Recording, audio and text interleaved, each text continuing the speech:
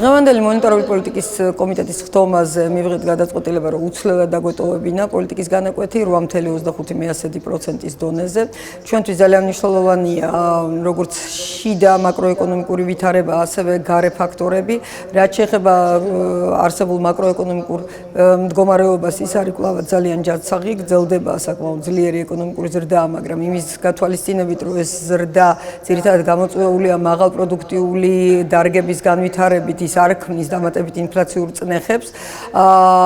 ინფლაცია, რა თქმა უნდა, შედარებით მაღალი არის, მაგრამ ძირითადად განპირობებულია გარე ფაქტორებით და ამაზე მეტყველებს ის ფაქტი, რომ საბაზო ინფლაცია, რომელიც უკეთ ასახავს ფუნდამენტურ ტენდენციებს, კვლავაც მიზნობრივ დონესთან ახლოს ნარჩუნდება. თუმცა ამავდროულად ძალიან დიდი დოზით გაურკვევლობა ნარჩუნდება გეოპოლიტიკურად, გარე ფაქტორების თვალსაზრისით.